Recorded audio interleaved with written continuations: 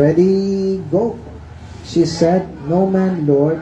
And Jesus said unto her, Neither do I condemn thee. Go and sin no more. Sige, manalangin po tayo. Panginoon, salamat po. Salamat sa binigay niyo po na pagkakataon. Kapaglingkod po kami sa inyo. Karapat dapat po namin kayong gawan po ng ganito, Panginoon. Nang dapat napupurihan namin kayo sa aming pong buhay. Panginoon, tulungan niyo po kami na makita po namin rin yung ibang mga tao na kailangan nila kayo kailangan po nila kayo bilang sarili po nilang tagapagligtas. Please, Panginoon, tulungan niyo po. Buksan niyo po yung aming puso't isipan na makita po namin na marami pa pong tao na hindi pa po ligtas at papuntang impyerno. At kami po, Lord, dapat magkaroon kami ng habag sa kanila at hindi namin sila piliin, Panginoon. Kung hindi po kahit sino, kahit ano pa siya, dapat mabahagi na namin sila ng totoong salita po ninyo. Purihin po kayo, Lord, sa lahat po na mangyari. Gabayin niyo po ako, Panginoon, sa pagtuturo ko. May bahagi ko ito na maayos sa sarili ko, Lord. Hindi ko po ito kaya, pero sa tulong po ninyo, mababahagi ito.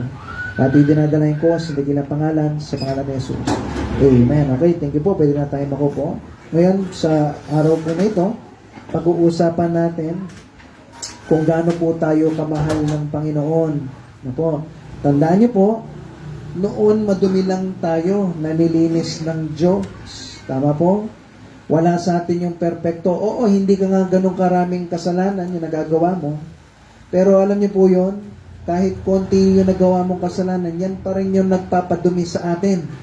Na po, kahit kapiranggot lang. Imaginin mo yung isang baso na patakan ng butike, yung uunang butike. Kahit maliit lang yan. Tama? Nalagay doon sa sabaw. Pwede pa, sabihin nyo. Okay, nalagay doon sa baso. Tapos, merong tain ng butike. Okay lang yan. Sige, lagyan natin tubig. Sarap. Tama? Hindi, di ba po? Kahit maliit lang yan, madumi po yan. Ganon din sa Panginoon. Dati po tayong madumi, pero lininis lang ng Panginoon. Amen po? So, ang pag-uusapan po natin ngayon is forgiven, not forsaken. Pinatawad tayo ng Panginoon, pero salamat sa Panginoon, hindi niya tayo pinabayaan. Ganda, no? Ito po yung pag-aaralan natin po ngayon. Ang isang babae, na po. Sige, simula na po tayo. Ito yung ginawa ng Panginoon dito sa babae po na ito at yung ginawa ng mga ibang tao sa kanya. Sabi niya dito sa verse 1, tingnan po natin, John 8 verse 1, tingnan natin yung kwento, magandang kwento po ito.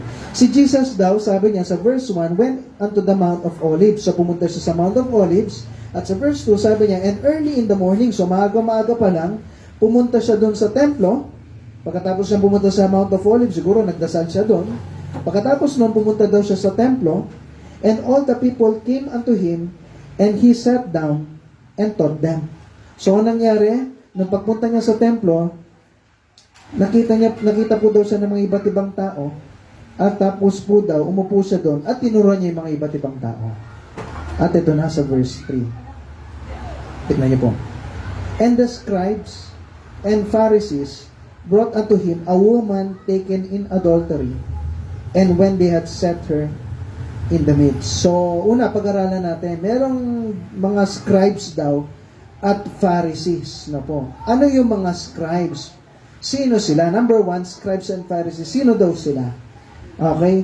Sila yung mga scribes, expert sila sa law. Okay? Yung mga panahon nila Moses, sinulat po nila yan. Ang gagawin po nila, dahil wala namang printer nung unang panahon, at pag lumuma na yung kung saan sila pinagsulatan, ano yung pinagsulatan nila, nung una, alam ko, balat lang ng hayop yung ginagamit nila. So, naagnas ka agad yun. Lumuluma. Ano gagawin nila? So, sinulat yung batas, mga panahon ni Moses, kung ano inutos ng Panginoon, sinulat. Pag lumuma na, ang gagawin nila, susulat nila ulit. At pag lumuma ulit yun, susulat na naman nila. Yan yung trabaho po nila. Na po. At sabi niya, ang ginagawa po daw nila, interpreting and teaching the Jewish law. No? Ang ginagawa po nila, ini-interpret nila, sinasabi nila kung ano yung batas na yon. At yung huli, sabi nila, serving as legal scholars and advisor. So, ang ginagawa nila, mga scholar to mga to, at nag-a-advise po. Hindi sila sa mga religious sect, katulad ng mga Pharisees, na po, pero may authority sila sa batas, no? Na sinulat nung unang panahon. O sino naman yung mga Pariseo o yung mga Pharisees? Sila naman yung mga religious group, no? Na kung saan sinusunod nila kung ano yung sinulat dun sa batas. Nakuha niyo po yung pinagkaiba? Yung isa sila yung taga-sulat, yung isa sila yung taga-implement ng batas. Mga Pariseo. Para ano intindihan niyo po? So at yung paniniwala nila, naniniwala sila sa mga angels, spirit, at saka yung pagkabuhay muli. Okay, hindi katulad ng mga Sadducees, no? At sabi niya po dito, ang problema sa kanila, nag-add sila ng tradisyon dun sa mga batas. Na po, naglagay sila ng mga tradisyon na kung saan pag hindi ka nagugas ng kamay, makasalanan ka din. Pero ba gano'n? Wala, hindi kasama dapat yun, pero sinama na rin nila yun. Na po. At sabi po nila dito, they often oppose Jesus because He exposed their hypocrisy. At ang problema po sa kanila, galit sila kay Kristo kasi magaling sila sa panglabas eh. Di ba naturo ko po yan? Magaling silang pakitang tao, pero wala sa loob. Magkaiba dun sa kinikilos nila sa loob. Yan yung problema sa mga Pariseo. No? O, anong ginawa po nila? Nagdala daw sila ng babae na nahuli nila na nagkukumit ng adultery. At ang ginawa nila, letter A, ready to condemn. Handa silang hatulan yung babaeng yon. Wala silang pakialam dun sa babaeng yon. Ang importante ay malamangan nila si Kristo. No? Kasi ang ginagawa nila dito, kaya dinala nila yung babaeng yon, iipitin nila si Kristo ngayon kung anong gagawin niya. Anong gagawin daw? Sa verse 4, sabi niya po dito, they said unto him, Master, this woman was taken in adultery in the very act. Nahuli namin, Master. Gusto, nahuli namin to. Saktong-sakto, nahuli namin na gumagawa po siya ng adultery. At sa verse 5, tingnan niyo po, Now Moses in the law commanded us that such should be stoned. What sayest thou? Sinabi ni Moses, no po, na kung saan itong babaeng ito kailangan batuhin. Pero anong masasabi nyo? So ano mapapakita po dito? Ready po sila na saktan yung babae, no? Imagine niyo, no po, na kung saan wala silang pakialam sa babae, importante, malamangan lang nila si Jesus. Nagtuturo si Jesus, imagine niyo, nagtuturo si Jesus, kunwari ako si Jesus. Nakagrupo tayo ngayon, tinuturuan ko, mamaya gagawa silang eksena. Papasok dyan. Hinihila yung babae, o Panginoon. Etong babaeng to, nahuli namin. Na nakapag-commit ng adultery. Anong masasabi nyo? Na kung saan pinapakita nila sa bawat isa, o kami, malinis kami. Eto, marumi to. Okay, ganyan po yung ginagawa po nila. Minsan po, no, yung mga Kristiyano, sana wala dito, na kung saan minsan ganun po tayo na ready kang humatol sa iba. Basta ako, malinis ako. Ayan, marumi yan. Bakla yan eh. Tomboy yan eh. Manginginom yan eh. Ako hindi eh, malinis ako. No? Na kung saan, yan, drug addict dati yan. O babayero yan. Okay? Ay, hindi na magbabago yan eh. Ewan ko, hindi ko maintindihan, hindi pa magbago eh. Sana maputin sa impyerno, bahala sa buhay niya. Sana wala po sa atin ganun. Amen po? Mga Pariseo yan. At saka mga scribe. Ready po silang hatulan yung babaeng yun. At yung pangalawa, ready to forsake. Ready silang pabayaan. Talikuran yung babaeng ito para lang masiraan po nila si Jesus na po. Kahit patayin yung babaeng to, okay lang. Anong sabi kasi nung sinabi doon po sa kailangan ang mangyayari ay babatuhin po siya. Tama po? Okay. So, anong nangyari sa verse 6? Tignan po natin. Verse 6. Okay. This day said, tempting him. Talagang gumagawa sila ng paraan para tuksuin si Jesus. Para magawan po siya ng paraan para yung mga ibang tao hindi na maniwala kay Jesus. That they might have to accuse him. But Jesus stooped down with his fingers wrote on the ground as though he heard them not. Na kung saan sinasabi nila na Panginoon, Jesucristo, no, ang gawin natin, sabi ng Bible, no? Anong sabi ng batas? Okay, tingnan natin. Ano ba yung sinabi ng batas ng panahon nila Moses? Ipik niyo po yan, no? Yung John chapter 8. Buksan natin sa Leviticus chapter 20 and verse 10. Tingnan niyo po. Ano ba yung sinabi sa batas? Lalong-lalo na panahon ni Moses sa pag-commit ng adultery. Tingnan niyo po. Leviticus 20 verse 10. Sabi niya dito, and the man, nandiyan na po ba? Genesis, Exodus, Leviticus. Okay. Tulungan po natin yung mga bisita po natin, no? Kung wala silang, hindi nila ma-open, maganda matulungan po natin sila. Okay. Leviticus chapter 20 verse 10. Sabi niya dito, and the man that committed adultery with another man's wife, even he that committed adultery. Yung nakakumit daw ng adultery. Pati yung neighbor's wife, no? Ano mangyayari sa kanila? Yung adulterer at saka yung adulteresses, ano mangyayari? Shall be surely put to death. Papatayin sila sa pamamagitan ng pagbabato. Okay? So, ganyan yung mangyayari. At iniisip nila, anong gagawin ni Kristo? Okay? Itinatrap nila si Kristo. Kung anong gagawin niya. Babatuin ba? O kakampihan niya yung babae? Okay? So, anong pinapakita po dito? Kung titignan nyo, no? Gumagawa sila ng paraan para tuksuhin si Kristo at para siraan si Kristo. Pero kung titignan nyo, nasaan yung lalaki? Tama? Para makapag-commit ka ng adultery, dalawa yan, di ba?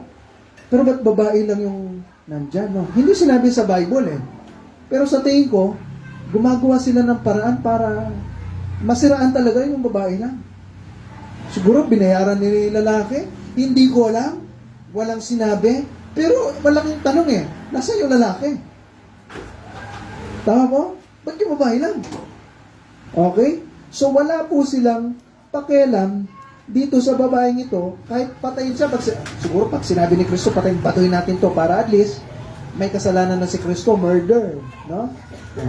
Gumagawa po sila ng paraan para magawa lang, matupad lang yung gusto nilang mangyari na siraan po si Kristo. Alam niyo po, minsan yung mga ibang Kristiyano, ganyan din po. Na wala po silang pakialam sa ibang tao. Kahit Kristiyano na yan. Pastor, ganun ba yun? Minsan parehas po natin sila. Oo, literal na hindi mo naman ginawa yun na re-ready mo yung tao para pagbabatuhin. No po. Pero alam niyo po ba, minsan, no, sa ginagawa nating pagkilos, pero mo ikaw Kristiyano ka na, pero masyado kang busy sa iba't ibang bagay. Alam mo, yung kamag-anak mo hindi paligtas, pero hindi mo gagawa ng paraan kasi busy ka. Na kung saan mag-outreach ka, wala ka man dalang trucks, kaya nga minsan sinasabihan ko yung mga nag-outreach na, dala kayong trucks, huwag kayo magmadaling umuwi. No? Kasi bakit? Yung mga tao kailangan nila si Kristo. Eh ang kaso, busy po tayo. No? Wala tayong pakialam sa ibang mga tao. Na kung saan, kailangan mo nang umuwi. Kailangan mo nang ginato ganyan. Kailangan mo yung merong gagawin sa bahay, merong gagawin sa school, merong kang gagawin sa trabaho. No? Na kung saan, hindi mo man hinahayaan na yung banal na spirito na nagsasabi sa'yo, dyan sa loob-loob mo, no? Na kung sinasabi na kung saan, bahagi na mo ng salita ng Panginoon yan, pero wala. Dahil gusto mo lang matupad yung dapat mong gawin, dapat mong tapusin, wala kang oras sa mga ibang mga tao, na kung saan ang nangyayari, wala po tayong pakialam kahit mapahamak po sila. Sana wag. No? Sana wag. Binabagabag ka ng banal na spirito, Brad, sis, witnessan mo yan, bahaginan mo yan. Kailangan na namin umuwi kasi oras na eh. No? Na kung saan, ang gagawin mo, bahaginan mo na yan gusto ko pa makipagkwentuhan. Mas masarap makipagkwentuhan kaysa magbigay ng tracts. Pauwi. No? Na kung saan, nasa school ka, mas masarap ang matulog kasi wala yung teacher na matulog kaysa bahaginan mo yung kasama mo sa school ng salita ng Diyos. No? Ay, busy ka sa bahay nyo. May mga kasama ka sa loob ng bahay. Imbes na bahaginan mo sila ng salita ng Panginoon, hindi mo gagawin yon. Kasi bakit? Mas importante na matupad mo kung yung gusto mong gawin kaysa sa plano ng Panginoon. Sana wag. Sana wag po. Kasi kung ganun yung ginagawa natin, para kang Pariseo. Matupad lang yung gusto mo mangyari, kahit hindi matupad yung gusto mangyari ng Panginoon, okay lang. Ngayon, magko-commit tayo, no? At nagko-commit ka. Hindi pa tapos po yung 1 year natin. Sa March 9, matatapos. Once a week, nag-commit ka. Nangako ka ng pera na ibibigay every Sunday para sa tulong natin sa ating faith promise. Pero minsan, no, may mga Kristiyano, sana wala dito. No? Hindi ko tinitignan yung record natin. Pero sana wala dito. Na kung saan, alam mo, may pera ka. Pero uunahin mo yung ibang bagay kaysa dun sa pinangako mo sa Panginoon. Nagutom ka, bibili mo yan ng merienda mo. Alam mo, hindi ka pa nakapag-ipon para sa Sunday na dadating. Pastor, gutom na kasi ako. Pastor, kulang na kami sa financial No? Na kung saan ready ka. Alam niyo po, pag ganun yung ginawa natin, ready ka, na kung saan pabayaan yung mga ibang tao na papunta sila sa impyerno basta matupad lang yung gusto mo. Ganyan yung ginawa ng mga Pariseo. Ready sila. Kahit mapatay itong babae ito, basta matupad lang yung gusto mo. Gusto nila mangyari. Oo, hindi ka man pumatay ng tao, pero alam niyo po yun, yung papuntang langit, imbes na mabigyan sila ng pagkakataon, dahil busy tayo sa school, sa trabaho, sa bahay, wala po tayong pakialam sa kanila. Lahat po tayo guilty dyan. Kumusta ba tayo? Merong langit, may impyerno. Katotohanan po ng buhay yan. Kaya nga patuloy tayo nagtuturo ng salita ng Diyos sa iba't ibang tao. No? Pero wag naman sana tayo maging Pariseo. Number 2. Last.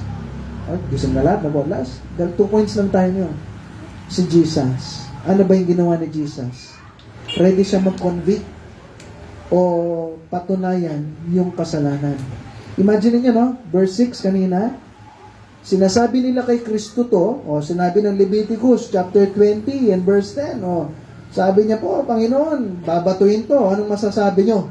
Anong sagot ni Kristo sa kanila? Umupo lang daw si Kristo at nagsulat sa lupa. Na parang wala daw siyang narinig. Panginoon, anong masasabi niyo? Itong babae ito, umupo lang si Kristo, nagsusulat. Na parang wala siyang narinig. Napo, tuloy natin. Ikakasabi-sabi po sa kanya, sa verse 7, sabi niya, so when they continued asking him, Panginoon, ano bang gagawin? Dami nila, nag-iipon-ipon yung mga Pariseo nito. Dala-dala yung babae. Tumayo daw si Kristo. At sinabi niya, He that is without sin among you, let him first cast a stone at her. Pagtayo ni Kristo, ang sabi niya, sige, kung sino yung walang kasalanan sa inyo, malinis kayo lahat, di ba? Kung sino yung walang kasalanan sa inyo, siya yung unang bumato. Kung sino yung walang kasalanan sa inyo, siya yung unang batuin yung babae niya. Tuloy po natin. Verse 8, and again, he stooped down and rolled on the ground. Pagkasabi niya yun, kung sino yung sa inyo na walang kasalanan, unang bato, umupo, nagsulat ulit. Hinihintay niya kung ano yung respond, kung ano yung kikilos ng mga tao ito, ano yung kinilos ng mga tao po. Sa verse 9, sabi niya po dito, and they which heard it, being convicted by their own conscience, went out one by one, beginning at the eldest, even unto the last, and Jesus was left alone, and the woman standing in the midst. Sige, kung sino yung walang kasalanan, una magbato. Umupo, nagsulat. At ang bawat isang tao, walang naglakas ng loob na, bakit? Lahat makasalanan. Tama po? Minsan, nagmamayabang tayo, parang napakalinis natin mga tao, no po? Pero anong mangyayari? Bandang uli, kahit anong gawin mo, lahat tayo may kasalanan at na-realize siya ng pinakamatanda una. Kasi, kung tayong lahat, 10 beses tayo nakagawa ng kasalanan, Bawat araw. Siguro mas maraming iba, lalo na kung tumatanda ka, tama? Mas marami kang taon eh. Taon na yung lumilipas. Nako. Okay. So, pinakamatanda, hanggang doon sa bata, hanggang sa si Kristo, tsaka yung babae na lang, yung natira. Nako. Minsan, ready tayo na husgahan kagad yung iba eh. Tama po? Ready tayong hatulan kagad yung iba. No? Oo, hindi mo man sinasabi. Pero minsan, pinipili natin yung mga iba't ibang tao na binabahagi na natin ng Bible. Wag. Oo, meron tayong iba't ibang pamumuhay at iba't ibang buhay at iba't ibang pagkilos. Tama po? Pero wag mo namang gawin na kung saan ikaw yung mismong umiiwas sa kanila. Amen po? Huwag kang mamili ng tao. Kahit sino pa yan, kahit ano pa yan, pwede yan baguhin ng Diyos. Yung Diyos na hindi niya pinili yung tao, hindi ka nga niya pinili. At naniniwala ko mas marami po sa atin dito, na kung saan mas marami pa yung Diyos na pwede niyang mas piliin, na mas mabait kaysa sa atin. Akala mo karapat dapat ka, pero hindi. Biyaya lang ng Panginoon, kaya nandito po tayo ngayon. Kaya nabahagi na ka ng Bible dahil biyaya lang ng Diyos. Marami pang mga ibang tao na iniisip mo, mabait ka. Marami pang mga ibang tao, mas mabait sa'yo. Kaya wag po tayo magmalaki. Amen po? Huwag mong isipin, ay, karapat dapat kasi ako ligtas ng Diyos kasi ganito, ganyan yung ginawa ko. Sa pamilya ko, napakabait kong tao. Hindi. Mayaman kang tao, mahirap ka, mabait ka, mas marami pang pwedeng piliin yung Diyos kaysa sa iyo at kaysa sa akin. At dahil doon, na po, sana na po, bawat isa sa atin dito, huwag ka naman mamili ng tao. Kasi hindi ka naman pinili ng Diyos na dahil mabait ka, kaya nandito ka ngayon. Amen po? Minsan kasi mga Kristiyano, no, ang nangyayari, iniiwasan nila yung mga taong makasalanan. Hindi. Niligtas ka lang ng Diyos. Madumi ka din. Tama po? Madumi ako at madumi ka din. Pero salamat sa Panginoon, niligtas niya po tayo. Makasalanan lang po tayo, na po, na niligtas ng Diyos. Kaya huwag kang pipili. Eh, Pastor, pangit niya kasi. Oh, hindi mo naman, napakagwapo mong nilalang, no? Napakaganda mo, no? Pangit niya kasi, Pastor. Grabe na naman. Huwag ganun. Na po? Eh, Pastor, ano siya, bakla kasi, tomboy, kaya hindi ko na binaginan. Manginginom, adik, tambay, mabaho, no? Puro mura. No? Kahit sino pa yan, kahit nakakulong pa yan, bagay na natin. Kailangan po nila yung Diyos. Amen po? Kailangan nila ng pagbabagong buhay.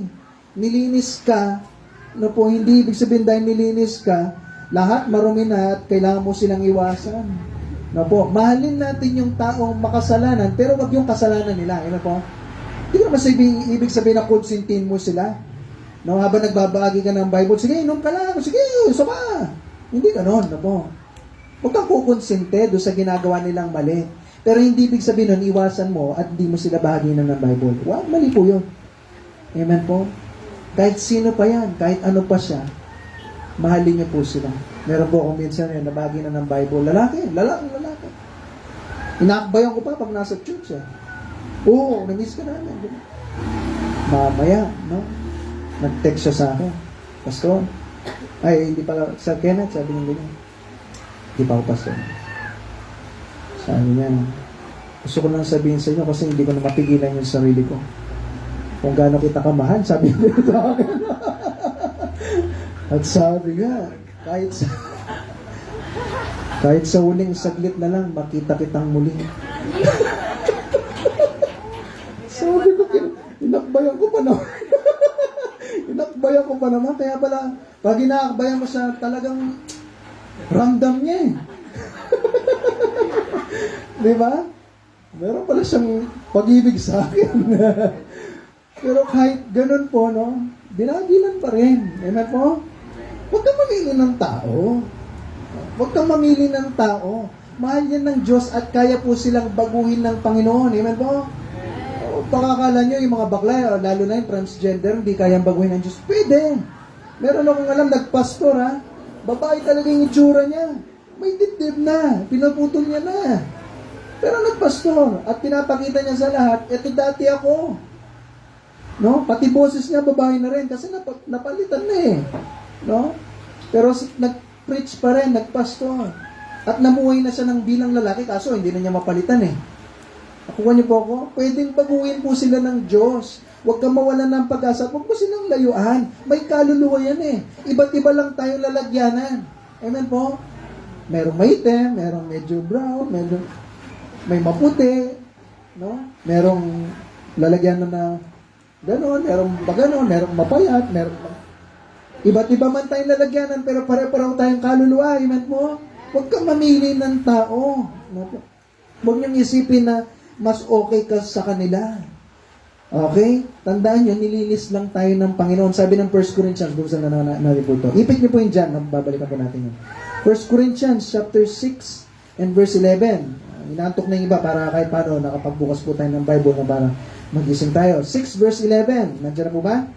1 Corinthians 6 verse 11. Samahan po natin, tulungan natin yung mga bisita po natin, no? Na makapagbukas ng Bible. 1 Corinthians chapter 6 and verse 11. Tapos pwede mo tabihan si Mama ni Brian. Yan. Sige. Pwede mo na yung phone. Yan. Okay, 1 Corinthians chapter 6 and verse 11. Ang sabi niya dito, 1 Corinthians 6 verse 11, basahin natin ng sabay-sabay. Ready, go!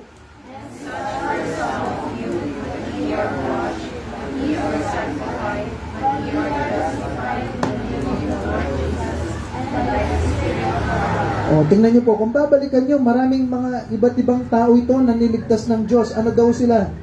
Dati sila mga fornicator. Sa verse 9, idolater, adulterers, effeminate, abusers of themselves, thieves, covetous, drunkards, revilers, extortioners.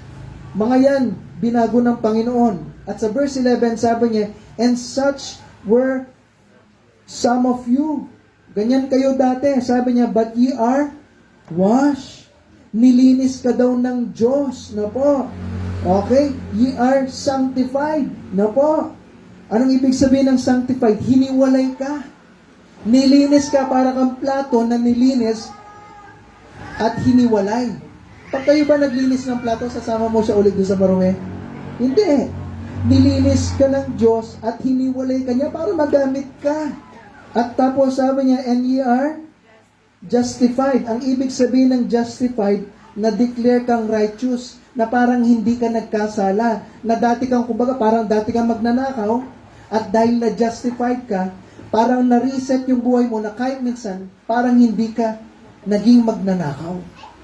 Nakuha niyo po? Yun yung tinatawag na justified. At salamat sa Panginoon, nilinis niya tayo na ganon. Amen po?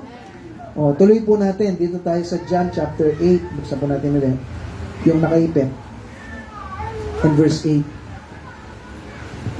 Okay. Ay, verse 10 na po tayo. Dito na tayo. Tuloy na natin.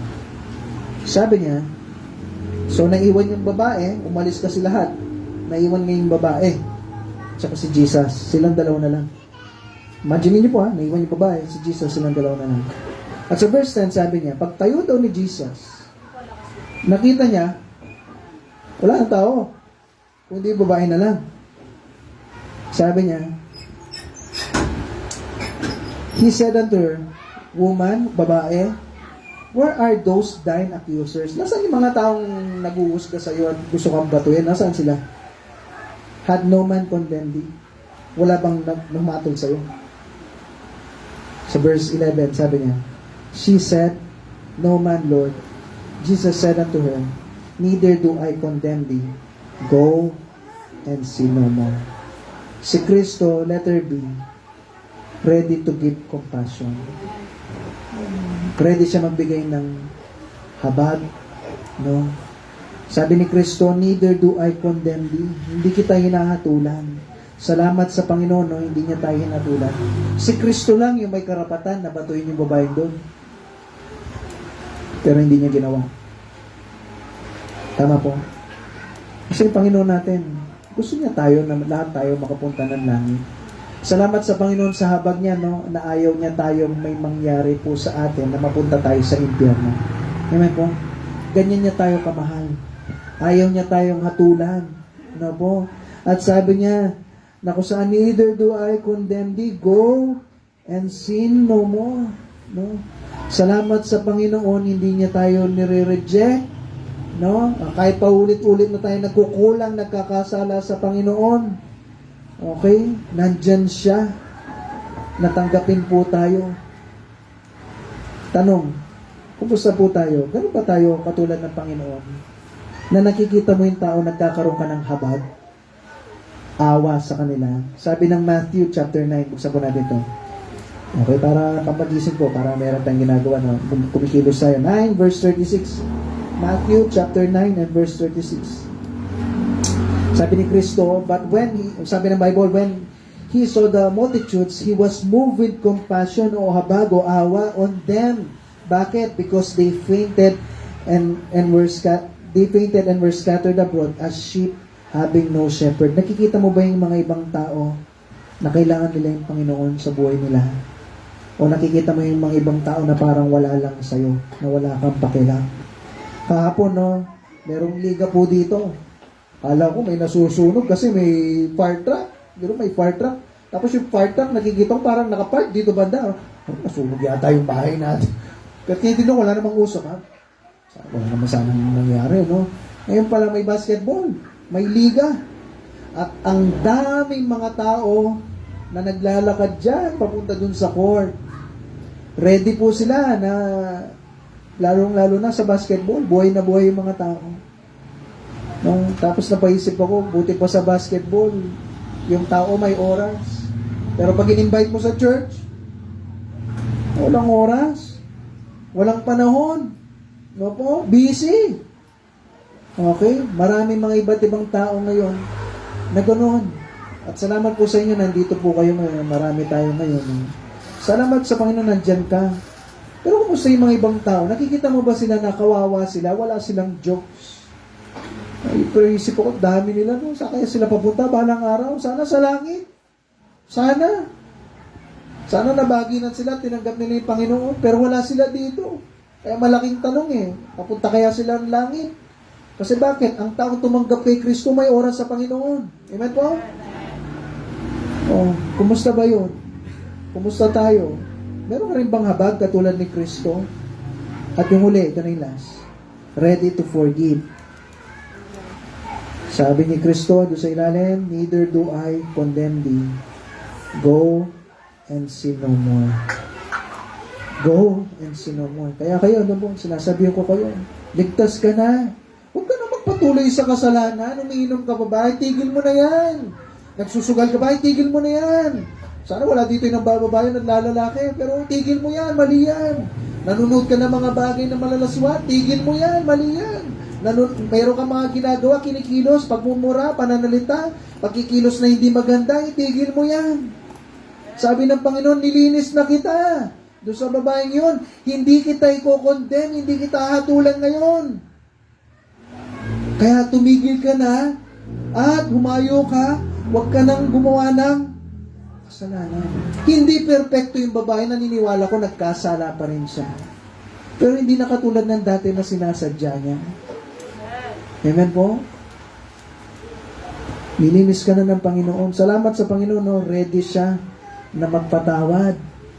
Na pag yung isang tao, sabi niya sa 1 John chapter 1 and verse 9, buksan natin po ito, no? Ipit niyo ulit yung John. Dito tayo sa 1 John, malapit, katabi ng Revelation po yan. Jude, tapos 3 John, 2 John, 1 John, chapter 1 and verse 9. Okay, sabi niya po dito, if we confess, kung kukumpisan mo daw yung kasalanan mo, siya ay matapat, faithful daw siya, and just, matuwid, to forgive us our sins. Salamat sa Panginoon, ready siya magpatawad, no? And to cleanse us from all.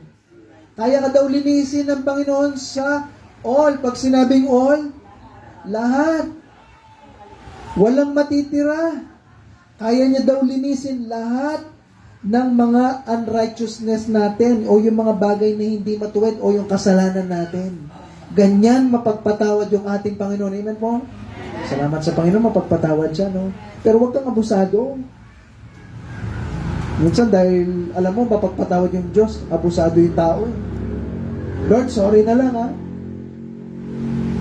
Lord, sorry na lang, ha? Inom ako. Lord, sorry na lang, ha? Wala mo na ako sa church ngayon. Lord, sorry na lang ha. Nakapagmura ako. Magmumura muna ako ngayon. Lord, sorry na lang ha. Lord, sorry na lang ha. Lord, sorry na lang ha. Abuso po tayo. Hindi po ba nakakaya sa Panginoon yun? Amen po? Pwede siya magpatawad sa ating mga kapatid na Kristiyano na nandito po, no? Ang utos sa atin ng Panginoon, kumayo ka at huwag ka na magkasala. Tandaan niyo po yung babaeng ito, pinatawad ng Diyos, pero dapat huwag na magkasala. Ngayon ang tanong, gaano tayo kamahal ng Diyos? Usog niya ng konti, no? Dito tayo sa 1 Peter, usog pabalik, no? Sa John ka, usog ka na pabalik sa 1 Peter. Ay, 2 Peter po pala, chapter 3, and verse 9. Gaano tayo kamahal ng Diyos na hindi niya pinipili yung tao? Sabi niyo, the Lord is not slack concerning His promise. Kapag hindi siya tamad, hindi siya nagkukulang kung ano yung pinangako niya. Ano yung nakatulad daw ng tao, sabi niya, as some men count slackness. Minsan yung tao pag nangako, pinapako niya. Pero yung Diyos pag nangako, hindi niya pinapako. But is long-suffering to usward, not willing that any should perish, but that all should come to repentance. Ano ibig sabihin niya dyan? Ayaw ng Diyos na kahit sino na mapunta sa impyerno, kundi lahat ng tao magsisi sa mga kasalanan nila at tanggapin si Kristo para balang araw langit sila. Ganon po tayo kamahal ng Diyos. Gusto niya lahat, hindi niya pinipili yung tao. Kaya sana tayo, huwag ka mamili ng tao. Amen po? Kahit sino baginan mo. Minsan, pag nakita mo, pangit siya lalayo ka Pag makita mong maganda, pogi, lalapit ka, makikipagkamay ka pa Wow? Huwag ka mamili ng tao. Makita mo maitim, lalayo ka. Diba? Kausapin nyo. No? Nung pumunta tayo ng Missions Conference, di ba, pinapakilala ko sa inyo, Afrikano, no? Sana lumalayo kayo, hindi dahil maitim siya, kundi dahil nahihiya ka lang, ha? No po? Huwag tayong maging gano'n. Hindi maganda yung nagdi-discriminate ka ng tao dahil maitim siya, lalayo ka. Ba? Sana lumayo sa inyo dahil ayaw mo lang mag-English. Dahil dun lang sana. No? Pero hindi dahil maitim siya. Kasi may kaluluwa yan. At may kaluluwa yung pupuntahan niya. Missionary siya sa Africa. Kailangan po nila ng Panginoon. Minsan pag ngumiti yung mga yan, ngipin lang yung maputi Tama? At palad lang nila yung maputi. Pero may kaluluwa yan. Kawawa po sila pag napunta sila ng impyerno. Apo? Minsan kulang tayo ng pangunawa sa iba. Naunahan ka sa pila. Ninalo ka? Diba? Kanina pa ako naghihintay, unahan mo ako? Diba? Minsan na-overtake ka, guilty. Galit na galit ka. Okay. Galit ako, yung okay lang ma-overtake, pero yung sasaksak niya sa harap ko, yung munti ka mo siya mabangga, doon ako galit Kasi pag nabangga, pero wisyo sa'yo, pero wisyo sa kanya, tapos sisisihin ka pa niya. Siya naman yung sumaksak. No? Na kung saan, minsan galit tayo, dahil minura ka, sinabihan ka ng masasakit na salita, at dahil doon sa mga yon, minsan nakakalimutan natin magkaroon ng habag sa ibang tao. Tama po? Nakakalimutan natin may kaluluwa yan. Naunahan ka sa pila. Smile ka na lang kahit medyo namimigay pa kami libre babasahin. Para sa inyo, gusto namin malaman nyo na mayroong papuntang langit balang araw at pwede kayo pumunta doon. Ano po yun? May kaluluwa yun. O ano nga, naunahan ka ng konti sa pila. Pasensya kang konti at mabigyan mo siya ng trucks. Di ba okay yun? Amen po? Papunta ng impyerno, minsan nakakalimutan natin na meron silang eternity na pupuntahan. Ikaw nga, pupunta ka na ng langit, nirereklamo mo pa yung pila mo. Di ba po? Papunta ka na ng langit Hayaan mo na siya, bigyan mo ng drugs. Para balang araw makapunta sa langit. Amen po? Inrato ka ng iba, minura ka, binusit ka, no? Mga kaklase mo, lagi kang binubusit, pabayaan nyo sila. Pratuhin nyo sila na maayos. Para mapakita mo, Kristiyano ka at mahal mo sila. Amen po? At gusto mo sila balang araw mapunta ng langit. Kahit sino pa siya, kahit ano pa siya, no? Sabi ko kasi, bakla to ang buko yan. O ka lang medyo umano sa kanya, baka kiligin siya sa'yo, no? Oh. Pero alam mo yon, pakita mo na mahal mo sila. Kasi babaguhin ng Diyos yung mga buhay ng mga yan. Amen po? At balang araw, pwede silang pumunta ng langit. Huwag kang mamili ng tao. Amen po? Kundi mahalin po sila. Kasi may kaluluwa po sila. At kailangan nila ng Panginoon, kailangan po nila na patawarin, pero hindi iwan. Yan yung topic po natin ngayon. Ikaw nga, pinatawad ng Diyos at hindi ka niya iniwan. Tapos ikaw, ganun ka. Hindi ka mamarunong magpatawad at nangiiwan ka. Wow. Kayo po tayong lahat. Maaga po tayo ngayon. No? Ganda po ng message na po. Habang pinapatugtog yung ating invitation song. Kumusta tayo sa ating buhay Kristiyano? Ikaw, pinatawad ka ng Diyos.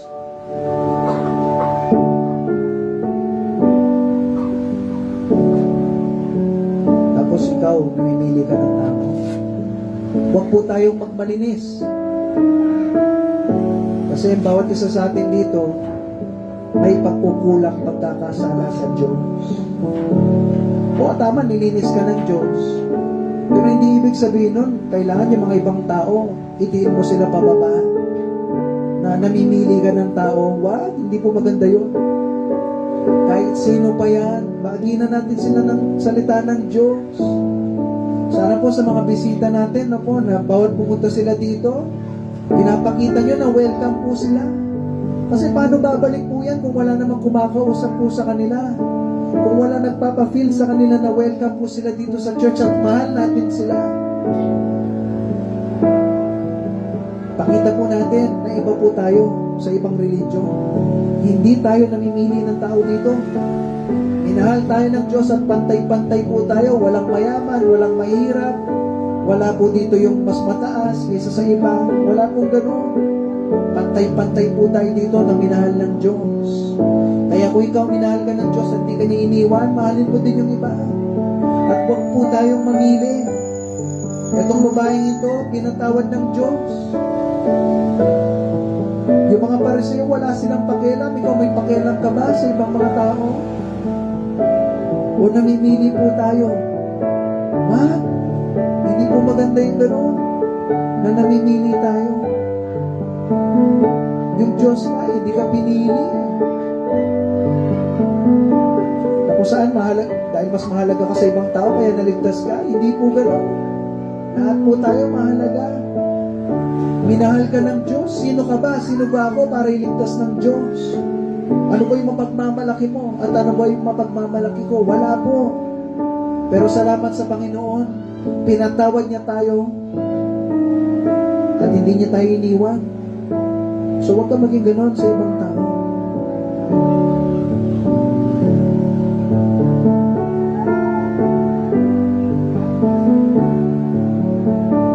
Sana po bawat isa dito magkaroon ng concern.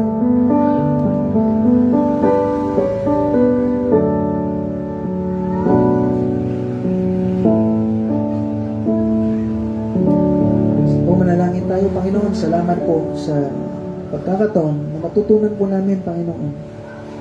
Kung kami nga pinatawad at hindi niyo pinabayaan, tulungan niyo po kami, Lord, na itong concern na ito, na kung saan, kung paano niyo kami minahal, ay matuto po kami i-share din po sa iba, na kung saan merong kaming Kristo at balang araw langit kami at gusto namin mapakita sa ibang tao na pwede rin po silang mapunta sa langit balang araw. Panginoon, kung meron pa rin po mga dito na hindi pa po ligtas at hindi pa po sigurado na balang araw langit, tulungan niyo po na wag po silang maiyang magtanong.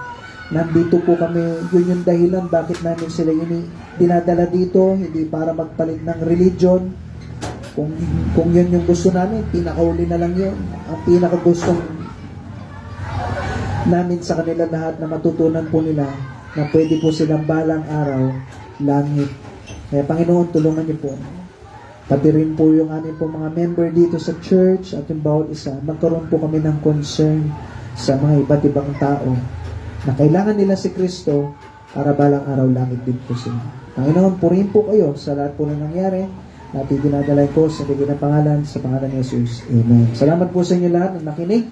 Okay, pag-pray natin ang ating offering. Okay, hilingin ko si Brother Jed na ipag-pray niya ang ating offering. Ito, manalangin po tayo. Panginoon, salamat po ulit sa mga nagtulong po namin sa oras po ito, Panginoon. Sana po sa aming pagbibigay sa offering po ito, bigay po namin ito ng buong puso at buong galak, Panginoon. Kasi Lord, dito kayo nasasiyahan. Sa bawat bigay po namin, mga biyaya po ninyo, Panginoon. At sa mga binibigay po namin halaga po dito, yung nasa puso po namin, Panginoon. So Lord, para saan pa po? Ba't ka pa po kami nagbibigay? Ba't pa po kami yung sasayang ng pera kung hindi po talaga galing sa puso, Lord? Lord, kung ganun man yung nakikita po namin sa sarili po namin, Lord, baguhin niyo po kami. Bigyan niyo po kami ng puso na mapagbigay, Panginoon. Lord, sa inyo po namin binibigay po ito na pinag-pray po din namin yung mga bibigay po namin na makatulong po sa simbahan po namin. Sa mga mas marami pa po kaming kaluluwang may invite, Panginoon. Makahanap din po kami ng lugar na puntahan po namin yun para yung will po ninyo, Panginoon. Lord, bless niyo po yung mga member tsaka yung mga tao magbibigay, Panginoon. Alam po namin, hindi lang po doble or triple, Panginoon, yung ibabalik niyo. Na makikita po namin hindi lang sa pera, kundi sa buhay po namin yung blessing na ibibigay niya, Panginoon. Kaya Lord, ito po nilalapit po namin sa inyong pangalan, sa pangalan po ng aming Panginoong Jesus. Amen. Okay, kung bisita po kayo,